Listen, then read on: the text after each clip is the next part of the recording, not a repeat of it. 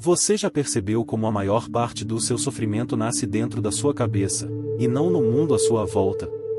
Muitas vezes, o caos não está lá fora, está na forma como pensamos. A mente, quando não treinada, se transforma numa máquina de distorções. Ela exagera, dramatiza, revive dores antigas, cria medos que ainda nem aconteceram. E o pior, ela sussurra que tudo isso é real. Que você é esse pensamento sombrio. Que não há saída. Mas há. E a saída começa quando você para de lutar contra os pensamentos e começa a olhar para eles com clareza. Não como inimigos, mas como sinais. Como ecos de uma mente que precisa de direção, e não de punição. Se você já sentiu sua mente te puxando para baixo, se esse conteúdo está fazendo sentido para você, curta este vídeo agora e compartilhe com alguém que também precisa recuperar o controle. Vamos espalhar lucidez num mundo que se afoga em confusão. O estoicismo não ensina a apagar a dor, mas a encará-la de frente. Ele nos convida a desenvolver a força interior que vem de aceitar o que não podemos controlar, ao mesmo tempo em que cultivamos domínio sobre aquilo que está ao nosso alcance, e nossos pensamentos, nossas ações e nosso julgamento. Epicteto afirmava que o sofrimento nasce da tentativa de controlar o que não é nosso. Quando tentamos mudar os fatos em vez de mudar a forma como os vemos, nos tornamos escravos das circunstâncias. Mas quando aceitamos a realidade como ela é, algo muda por dentro, e surge espaço para a paz. Tentar expulsar um pensamento negativo é como tentar apagar fogo com gasolina, quanto mais força usamos contra ele, mais ele ganha presença. A mente humana, assim como a água parada, não se acalma com pancadas. Bater de frente com um pensamento incômodo só gera mais agitação, mais ruído, mais confusão. Os antigos estoicos perceberam isso séculos antes da psicologia moderna confirmar a mesma verdade: quanto mais resistência oferecemos ao que sentimos, mais presos ficamos. Para eles, o segredo estava em observar sem reagir. Deixar que o pensamento venha, permaneça o tempo que for necessário e, por fim, vá embora, sem nos arrastar com ele. Essa atitude é o oposto da resignação. Não se trata de aceitar por fraqueza, mas por clareza. Quando reconhecemos um pensamento difícil, não sou capaz, nunca vou conseguir, ninguém se importa comigo, sem tentar apagá-lo ou transformá-lo, ele perde força. Porque deixamos de alimentá-lo com medo, desespero ou julgamento. Imagine dizer a si mesmo: olha só, minha mente trouxe essa ideia hoje. Só isso. Nenhum julgamento, nenhuma resistência.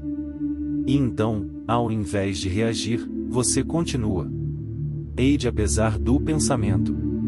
Essa é a essência do estoicismo, e agir com base na razão, não na emoção. Decidir com base no que é certo, não no que sentimos no momento. Marco Aurélio, em meio ao caos do império, escreveu: você tem poder sobre sua mente, não sobre os eventos externos. Compreenda isso e encontrará a força. O pensamento negativo pode aparecer, mas ele não tem o poder de comandar você, a menos que você entregue o leme nas mãos dele. Com o tempo, essa prática nos ensina a criar uma distância saudável entre o eu que pensa e o eu que observa o pensamento. E é nesse espaço que surge a liberdade. Liberdade de agir, de respirar, de viver com mais leveza. Não é um processo mágico, mas é profundamente transformador. Porque à medida que aprendemos a aceitar, deixamos de ser escravos daquilo que sentimos. E aos poucos, nossa mente se reorganiza. Não por repressão, mas por equilíbrio. Você não pensa com o cérebro apenas. Você pensa com o corpo. E antes mesmo da mente decidir o que sentir, o corpo já deu seu veredito.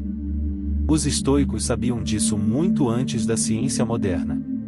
Eles observavam a si mesmos como um guerreiro observa o campo de batalha, com atenção, com consciência. Sabiam que ombros caídos, respiração curta e olhar baixo não são apenas gestos, são declarações internas. Mensagens silenciosas dizendo ao cérebro: algo está errado. Por isso, para eles, a postura diante da vida não era metáfora. Era prática. Manter-se ereto não era vaidade, era filosofia. Respirar com firmeza não era técnica, era atitude. Era um lembrete físico de que a serenidade começa no corpo e ecoa na mente.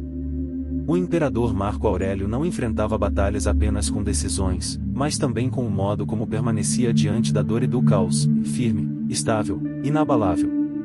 O estoico se impõe à tempestade não com gritos, mas com silêncio e coluna ereta. A ciência hoje confirma o que a razão antiga já intuía. Quando você respira de forma profunda e pausada, quando se posiciona com confiança, sua bioquímica responde. O medo cede espaço à presença. O corpo envia sinais de segurança, e a mente, em resposta, para de correr em círculos. Não se trata de fingir que está tudo bem. Trata-se de comandar o seu sistema nervoso com gestos conscientes. Em momentos de dúvida, não entre em debate com seus pensamentos. Mude o corpo. Endireite-se. Respire fundo. Expire mais lentamente do que inspira. E observe como, em segundos, a mente desacelera. Postura é destino. E no estoicismo, destino é aquilo que você constrói por dentro. Os pensamentos negativos não são aleatórios. Eles seguem padrões, ciclos que a mente repete como um disco riscado. A maioria das pessoas nem percebe isso, apenas sente. Sofre. Reage. Mas o estoico não se limita a sentir. Ele observa. Há um poder silencioso em nomear o que nos aflige. Quando você classifica um pensamento negativo, você o separa de si mesmo. Você deixa de ser o problema e passa a ser o observador do problema. E nesse simples movimento interno, você recupera o domínio da sua consciência. A mente, por natureza, é dramática. Ela adora exagerar, prever catástrofes, generalizar, eu nunca consigo, tudo dá errado, nada vai mudar. São padrões previsíveis, automatismos mentais. Mas quando você começa a identificá-los, algo muda. A ilusão perde força. Marco Aurélio escrevia que o sofrimento nasce da forma como escolhemos interpretar o que acontece. Não é o evento em si que pesa, é o significado que damos a ele. Quando rotulamos um pensamento como catastrofismo, generalização, vitimismo, não estamos negando sua existência, estamos desarmando sua influência. Esse ato de nomear, de categorizar, é uma ferramenta poderosa. É como enxergar as engrenagens de uma máquina que antes parecia invencível. Você não está mais no meio da tempestade, está acima dela, observando seu movimento. A mente vai tentar te convencer de que tudo está perdido, que você não é capaz, que nada vai dar certo. Mas você não precisa discutir com ela. Basta olhar e dizer, esse é só mais um pensamento disfuncional. Eu já conheço esse padrão. E então seguir. Agir com clareza. Com lucidez. Com presença. Classificar os pensamentos é como criar um mapa da sua própria mente. E quem tem um mapa, não se perde. A mente mente. E faz isso com frequência assustadora. Quando você fracassa uma vez e ela te diz que você é um fracasso completo, isso não é uma constatação, é uma distorção. Uma armadilha mental que parece convincente, mas está longe da realidade. Os estoicos já apontavam isso. Epicteto advertia que o problema nunca está no que nos acontece, mas na opinião que formamos sobre o que nos acontece. Essa opinião, quando não examinada, se transforma em veneno. Mas quando exposta à razão, ela se dissolve.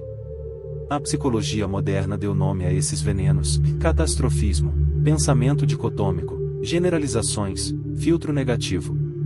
E mesmo sem esses nomes, Marco Aurélio já os desmontava com sua caneta afiada e sua lucidez implacável.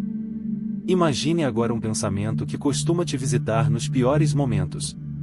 Algo como, se eu não for perfeito, sou inútil. Isso é tudo ou nada. Preto ou branco. Uma distorção clássica. Uma mentira camuflada de lógica. Quando você percebe esse padrão, você o enfraquece.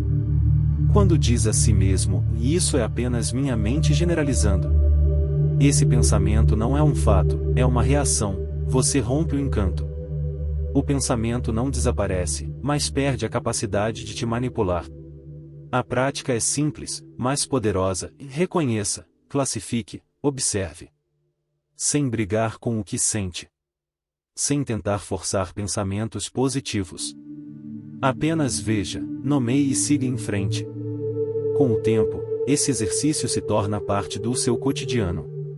Os pensamentos vêm, e você os vê passar. Como folhas que descem um rio.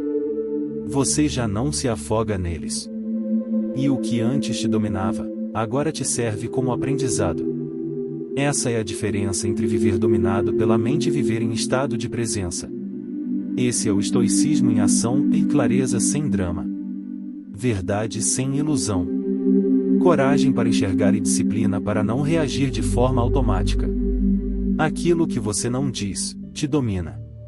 Aquilo que você não nomeia, te aprisiona. Os pensamentos negativos não ganham poder porque são reais, eles ganham poder porque você os mantém escondidos, trancados em silêncio, circulando como fantasmas dentro da mente. A escrita é o ato estoico de trazer luz para dentro da escuridão. Quando você escreve o que pensa, sem filtros, sem vergonha, sem tentar ser coerente, você transforma o caos em forma. O que antes era um redemoinho sem nome agora tem contorno. O que antes era opressão interna agora é tinta sobre papel. E isso muda tudo. Você não precisa escrever bem. Não precisa organizar ideias. Não precisa mostrar para ninguém. Só precisa esvaziar. Derramar aquilo que pesa em você, como se estivesse tirando o excesso de bagagem emocional de uma mochila que há muito tempo te rouba o fôlego. Epicteto dizia que não são as coisas que nos perturbam, mas os julgamentos que fazemos sobre elas. Quando você escreve, você interrompe esse julgamento cego. Você observa. Você desmascara. Você se separa do pensamento e, por consequência, se reconecta com a razão. A ciência já confirmou, escrever reduz o estresse, melhora a clareza mental, fortalece até mesmo o sistema imunológico. Porque a mente, uma vez compreendida, já não precisa gritar. E mais, depois de escrever, dê nomes aos pensamentos. Mas não nomes pesados, nomes que tirem o véu de terror que eles carregam. Se o pensamento diz, você vai fracassar de novo, chame isso de o crítico pessimista profissional.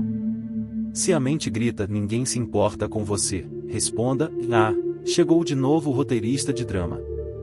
Dar nome aos seus pensamentos não é infantilizar, é humanizar. É arrancar deles o tom de verdade absoluta. E quando isso acontece, o feitiço se quebra. Você já não é mais a vítima da narrativa. Você se torna o autor. Há algo de transformador no simples ato de ler seus próprios pensamentos em voz alta. O que antes era ruído interno, pesado e difuso, de repente se torna som. E som pode ser ouvido, interpretado, questionado, não mais temido. Quando você externaliza aquilo que te assombra, você quebra o feitiço da invisibilidade. O pensamento negativo, antes um sussurro que parecia a verdade absoluta, agora é apenas uma frase solta no ar. E nesse momento, você tem a chance de fazer algo que parece paradoxal, mas é profundamente estoico, e agradecer. Sim, agradecer ao pensamento. Obrigado, mente, por tentar me alertar. Obrigado por esse aviso, ainda que distorcido. Mas agora, eu decido o que fazer com isso. Essa gratidão não é submissão. É reconhecimento. A mente negativa, em sua essência, quer proteger. Ela cria cenários ruins como tentativa de preparo. Mas ao exagerar, acaba paralisando.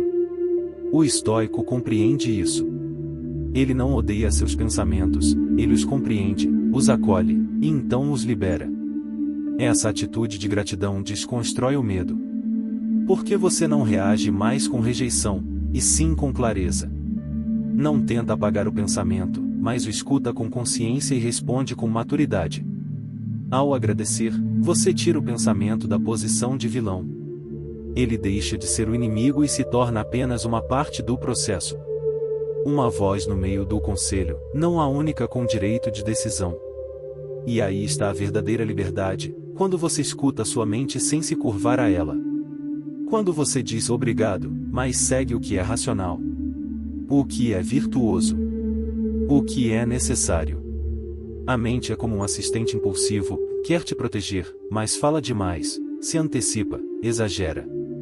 E quando você reage com irritação ou medo, ela acredita que está sendo útil. Por isso repete. Por isso insiste. Mas quando você diz obrigado, algo muda na dinâmica. Você está dizendo, e recebi a mensagem. Agora, deixa comigo. E isso é um gesto de soberania.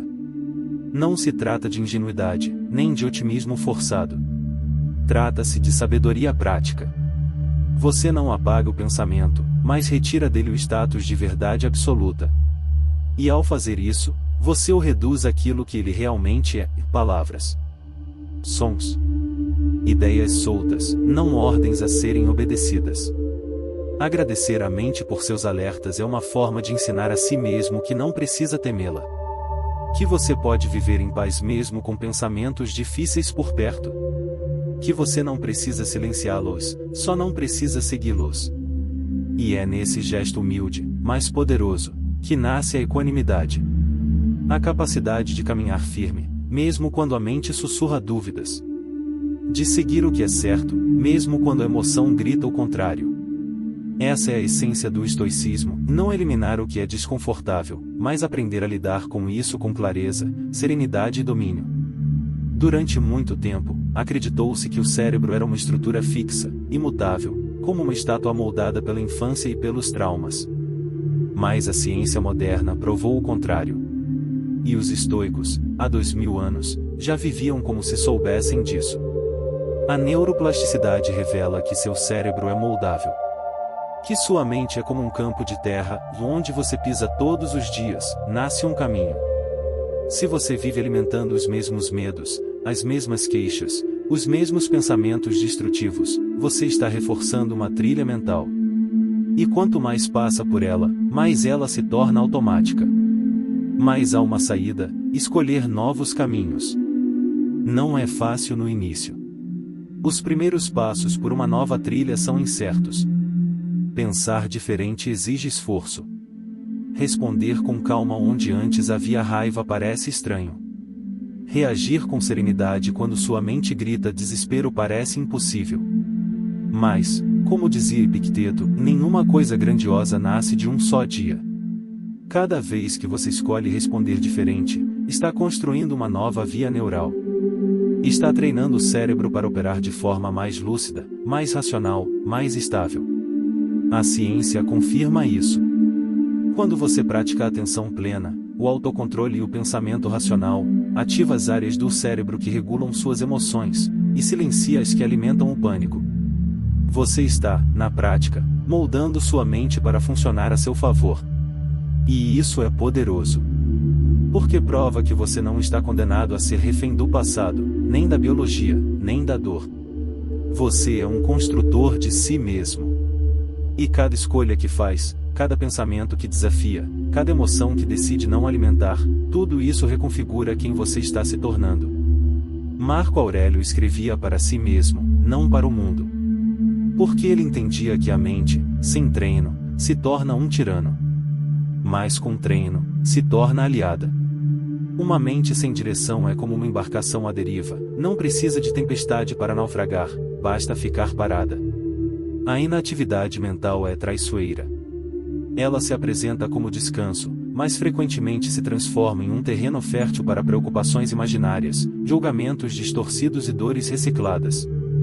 Quando a mente não é ocupada com propósito, ela cria seus próprios fantasmas. Os estoicos compreendiam isso com precisão.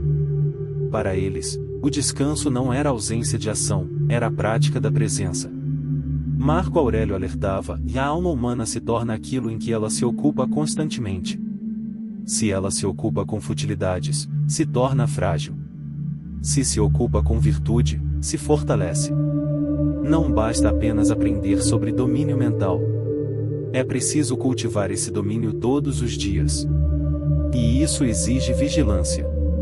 Atenção. Escolha consciente. A mente desocupada é o convite ao pensamento automático. É ali que o velho padrão da autossabotagem volta sorrateiro, como uma trilha antiga no meio da floresta, fácil de seguir, difícil de sair. Por isso, ocupe sua mente com direção, não com distração. Meditação, leitura reflexiva, escrita, silêncio contemplativo, são atividades simples, mas poderosas. Não servem para calar a mente, mas para organizá-la. Não busque esvaziar a cabeça, mas preencher o espírito com o que é útil, lúcido e virtuoso. A mente precisa de atividade, mas não de barulho. Precisa de movimento, mas não de correria. Precisa de exercício, mas não de exaustão. A vigilância estoica é silenciosa e constante.